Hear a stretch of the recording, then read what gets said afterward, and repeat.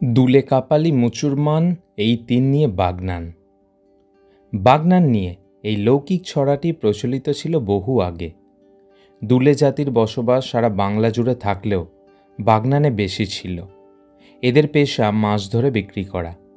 কাপালি জাতি হল ভারতীয় পাটশিল্পের জনক, আর মুসলমান সম্প্রদায়ের বাস বাগনানে অনেক আগে থেকেই। বিখ্যাত সফরদান পীর সাহেবের সমাধি এই এলাকাতেই অবস্থিত।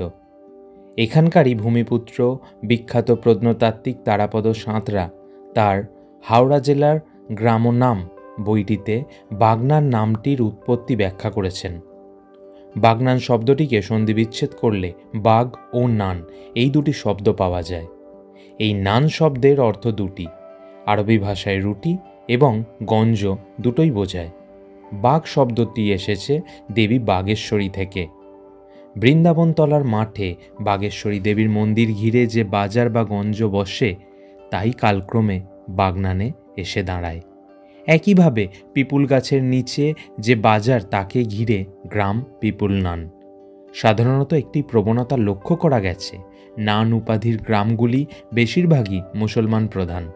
যেমন হিন্দু প্রধান গ্রামগুলি পুর দিয়ে শেষ হয়, যেমন কমলপুর, শ্রীরামপুর। আবার মিশ্র উদাহরণের ব্যতিক্রম আছে, নতিবপুর। এখানকারই আরেকটি গ্রাম বাউনঢুকরে। এই গ্রামটির উৎপত্তি প্রসঙ্গে তারাপদ বাবুর মত হল, গ্রামটি যিনি পত্তন করেন তিনি নিজের নাম না দিয়ে যে ব্রাহ্মণকে দিয়ে পুকুর পূজা করিয়েছিলেন, তাঁকেই সম্মান জ্ঞাপন করে এই নাম রাখেন। এখন পুকুর হিসাবে যা পূজিত হয় তা আসলে গেঁড়ি শামুকে ভরা ডোবা। গেঁড়ি ভরা ডোবা গ্রামের কথাই গেঁড়িয়া। বামুন পূজিত গেঁড়িয়া, সেখান থেকে বামুন দেয়া গেঁড়িয়া কালে কালে লোকমুখে হল বাউন দে গেঁড়িয়া এবং উত্তরকালে বাউন দুকুড়িয়া বা বাউন ঢুকরে। পশ্চিমবঙ্গের অন্তর্গত হাওড়া জেলার একটি অন্যতম প্রসিদ্ধ ইতিহাস বিজড়িত জনপদ হল এই বাগনান। উলুবেড়িয়া সাব ডিভিশনের অন্তর্গত বাগনান বিধানসভা কেন্দ্র হিসাবে বাগনান 1 ও বাগনান 2 উন্নয়ন ব্লক এই দুটি ভাগে বিভক্ত। বাগনান রেল স্টেশনটি বাগনান 2 উন্নয়ন ব্লকের মধ্যে অবস্থিত। শহরটিকে বেষ্টন করে হুগলি নদী পূর্ব সীমানা বরাবর প্রবাহিত এবং অন্যদিকে রূপনারায়ণ নদ পূর্ব মেদিনীপুর জেলার সঙ্গে হাওড়া জেলার প্রাকৃতিক সীমানা নির্দেশের মাধ্যমে প্রবাহিত হয়েছে। বাগনান 1 উন্নয়ন ব্লকের অন্তর্গত গ্রাম পঞ্চায়েতগুলি হল যথাক্রমে বাগনান 1, বাগনান 2, বাঙালপুর, হাতুড়িয়া 1, হাতুড়িয়া 2 ও খালোর গ্রাম পঞ্চায়েত। বাগনান 2 ডেভেলপমেন্ট ব্লকের অন্তর্গত 7টি গ্রাম পঞ্চায়েত হল যথাক্রমে আন্টিলা, বাঁটুল, বৈদ্যনাথপুর, চন্দ্রভাগ, হেলান, মুকক্যালান, ওরফুলি ও শরৎচন্দ্র গ্রাম পঞ্চায়েত। বাগনান নিয়ে বলতে গেলে কেবল আধুনিক বাগনান শহরটি নিয়ে লিখলে বাগনান ব্লকের মধ্যে অবস্থিত গ্রামগুলির অবদানের প্রতি চরম অবিচার করা হয়। তাই বাগনানের 2টি ব্লকের অন্তর্গত গ্রামগুলিকে নিয়ে সামগ্রিক বাগনানের এক বৃহত্তর ছবি এখানে তুলে ধরার চেষ্টা করা হয়েছে।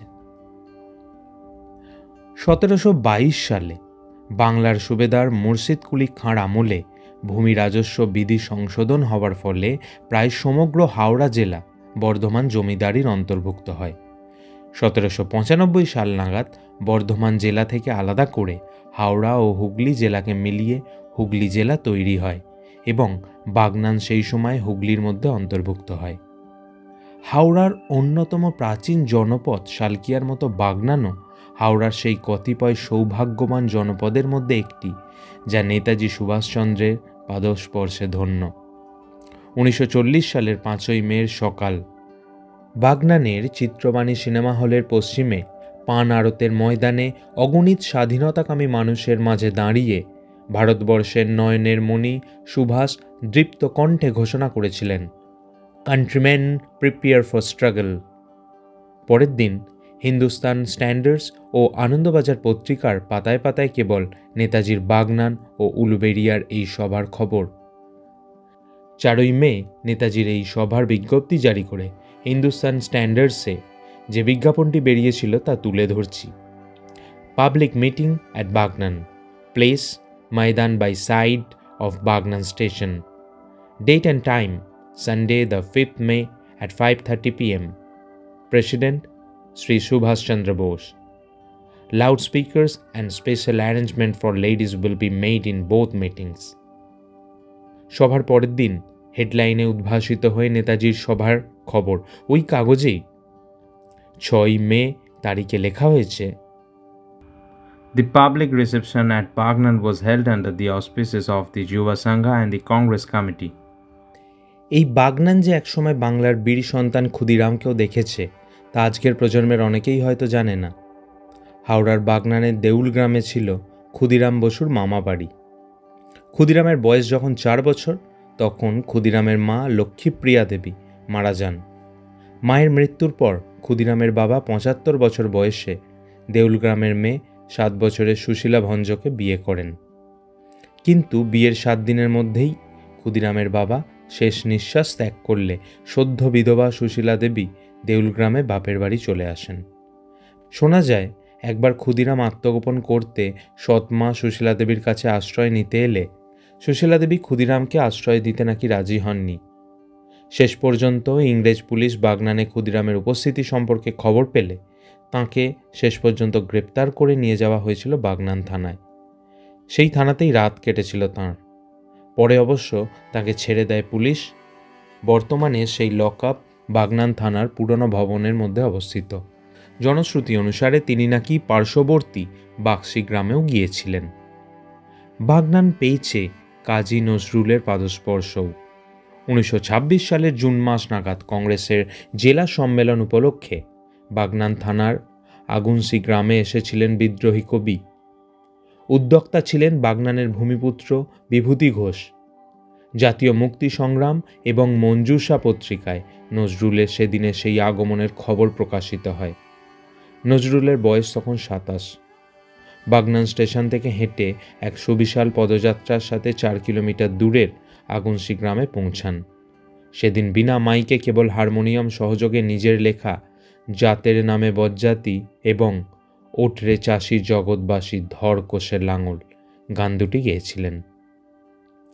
বাগনানকে যারা ভারত তথা সমগ্র বিশ্বের দরবারে সমাদৃত করেছে তাদের মধ্যে উল্লেখযোগ্য হলেন ডাক্তার আবুল হোসেন। 1269 বঙ্গাব্দে বাগনানে এনার জন্ম। উচ্চশিক্ষার্থে তিনি প্রথমে ইংল্যান্ড পরে আমেরিকা থেকে চিকিৎসাবিদ্যায় এমডি হন। ডাক্তারি পেশার পাশাপাশি তিনি অনেক বইও লিখেছিলেন। নিজের তৈরি হোসেনি ছন্দে স্বর্গারোহণ, যমজ ভগিনী ও জিস্ত পুতুল নামে 3টি কবিতা লিখেছিলেন। দ্বারকানাথ মিত্র 1833 সালে এই বাগনানের আগুনসি গ্রামেই জন্মেছিলেন কলকাতা হাইকোর্টের বিখ্যাত উকিল এবং বিচারপতি হরিপদ চট্টোপাধ্যায়। হরিপদ চট্টোপাধ্যায় ছিলেন নাট্যকার। বাংলা নাট্যধারার পরিবর্তনে হরিপদ চট্টোপাধ্যায়ের লেখা ভৃগুচরিত অত্যন্ত গুরুত্বপূর্ণ ভূমিকা পালন করে। যাত্রা জগতে তিনি আখ্যা পেয়েছিলেন বাংলার বিবেক নামে। কল্যাণপুরে পশুপতি প্রেসের প্রতিষ্ঠা করেন 1308 বঙ্গাব্দে।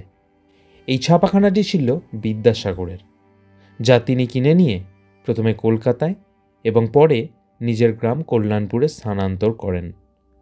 হরিপদবাবু বাংলা ছাপাখানার ইতিহাসে অমর হয়ে আছেন তালপাতার পুঁথি ছাপিয়ে। 1309 বঙ্গাব্দের শেষ দিকে 140 পাতার সম্পূর্ণ শ্রী শ্রী চণ্ডী তালপাতায় ছাপিয়ে প্রকাশ করেন। তালপাতার ওই শ্রী শ্রী চণ্ডী এত জনপ্রিয় হয় যে প্রায় 40,000 কপি ওনাকে ছাপতে হয়েছিল। বিভূতিভূষণ ঘোষ বাগনানের আরেক কৃতি সন্তান, স্বাধীনতা সংগ্রামী। এই বিপ্লবীর উল্লেখযোগ্য অবদানের মধ্যে পড়ে 1. গান্ধীজির ডাকে অসহযোগ আন্দোলনে যোগ দেয়া, 2. বিপ্লবী বিপিন বিহারী গাঙ্গুলির পরামর্শে বাইনান উচ্চ বিদ্যালয়ে ছাত্র সংগঠন তৈরি করাতে অন্যতম গুরুত্বপূর্ণ ভূমিকা পালন করা, 3. 1930 সালে আইন অমান্য আন্দোলনে যোগদান করবার উদ্দেশ্যে বাগনানের বাঙ্গালপুরে 1 মাসব্যাপী প্রশিক্ষণ শিবির ও বাগনানে সত্যাগ্রহী শিবিরের আয়োজনের মূল দায়িত্বে থাকা, 4. 500 সত্যাগ্রহীকে নিয়ে আমতায় বৈশাখী পূর্ণিমায় মদ দিয়ে মেলাইচণ্ডীর মহাস্নানের প্রথা বন্ধ করা, 5. মুকুন্দ দাসের স্বদেশী যাত্রার দ্বারা অনুপ্রাণিত হয়ে দাদা পালা লেখেন, যেটি হাওড়া, হুগলি, মেদিনীপুরের গ্রামে গ্রামে মঞ্চস্থ হয় এবং অগণিত গ্রামবাসীকে জাতীয়তাবোধে উদ্বুদ্ধ করে। 6. পূর্ণালে দেশবন্ধু পল্লী উন্নয়ন ব্যাংকের প্রতিষ্ঠা করেন।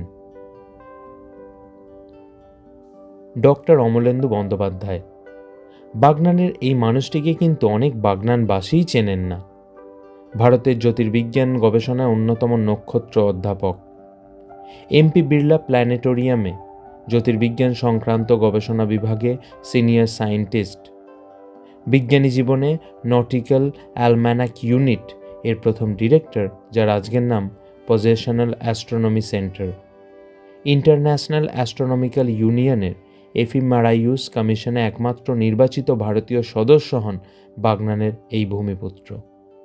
এছাড়াও ইংল্যান্ডের রয়্যাল অ্যাস্ট্রোনমিক্যাল সোসাইটির ফেলো, ব্রিটিশ অ্যাস্ট্রোনমিক্যালে নির্বাচিত আজীবন সদস্য এবং Paschimbanga academy of science and টেকনোলজির ফেলো নির্বাচিত হন ইনি।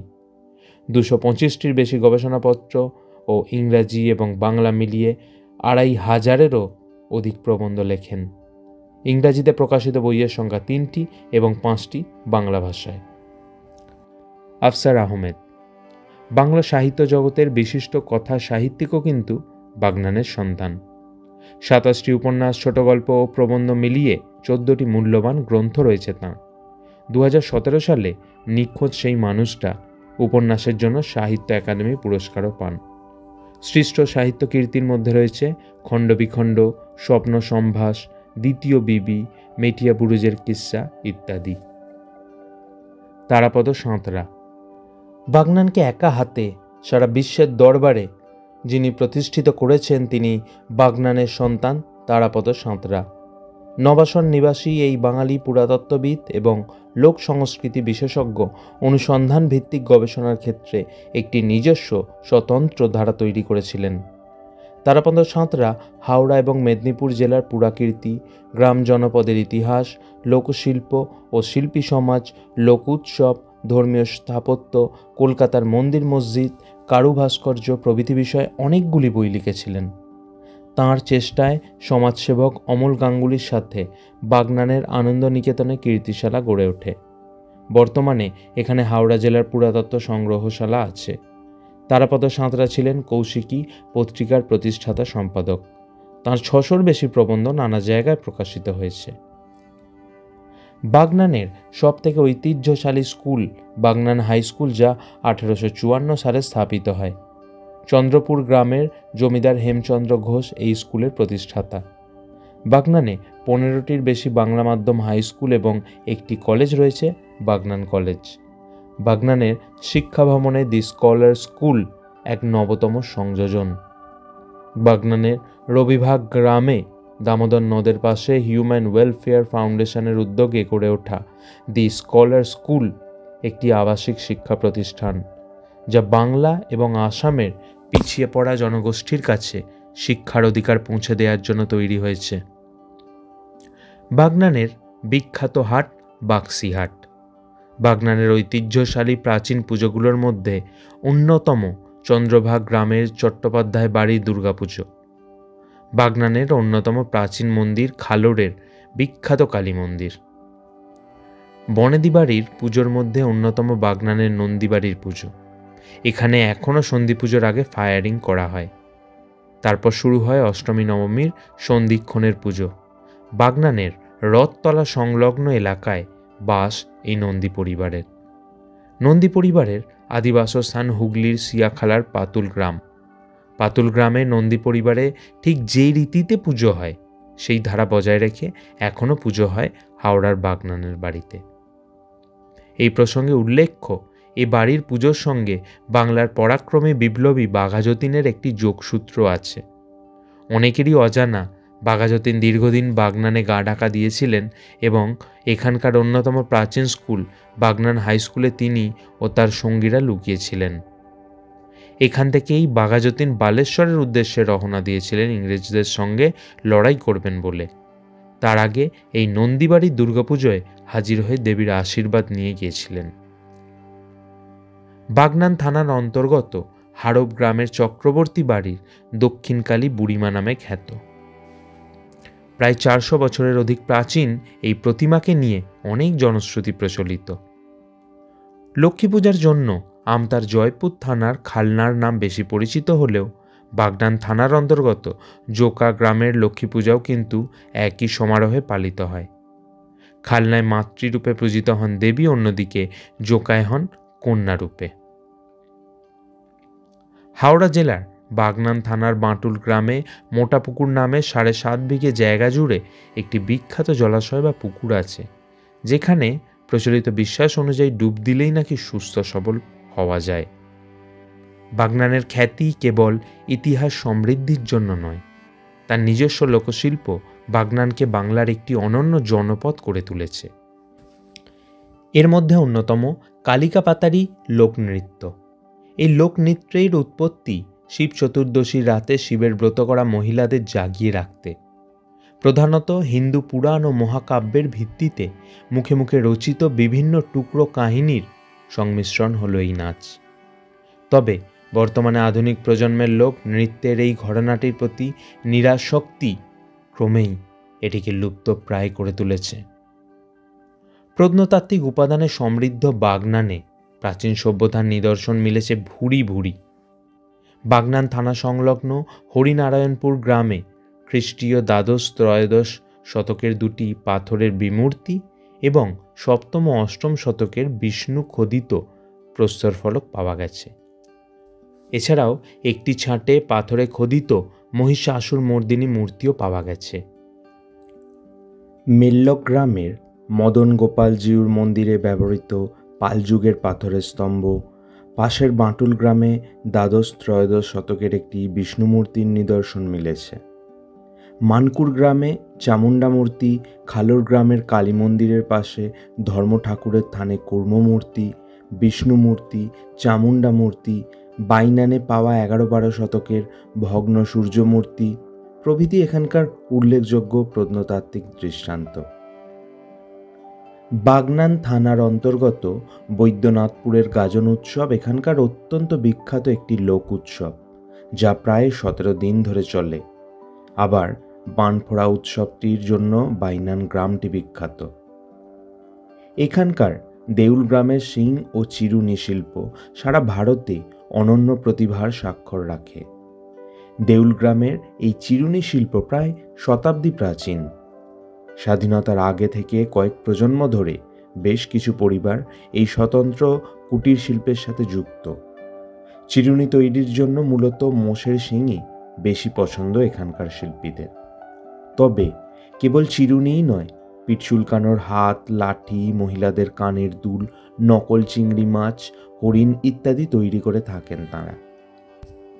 কলকাতা থেকে কেজি দরে মোষের শিং আনার পর শিংগুলিকে যন্ত্রের নানান প্রক্রিয়ার মাধ্যমে বাজারে বিক্রির উপযোগী করে তোলা হয়। তবে বর্তমানে মূল্যবৃদ্ধির কারণে কাঁচামালের যোগানে টান পড়ায় এই শিল্প একার্থে অর্থনৈতিক মন্দার সম্মুখীন হয়েছে। বাগনানের বাঁটুল গ্রাম শঙ্খ এবং ঝিনুক শিল্পের জন্য প্রসিদ্ধ। বাঁটুল গ্রামের শাঁখারিপাড়ার দত্ত পরিবার এই শিল্পটির সঙ্গে বংশ পরম্পরায় 300 বছরেরও বেশি সময় ধরে ওতপ্রোতভাবে জড়িত। একটি শাঁখের মাঝের অংশ থেকে তৈরি হয় শাঁখা।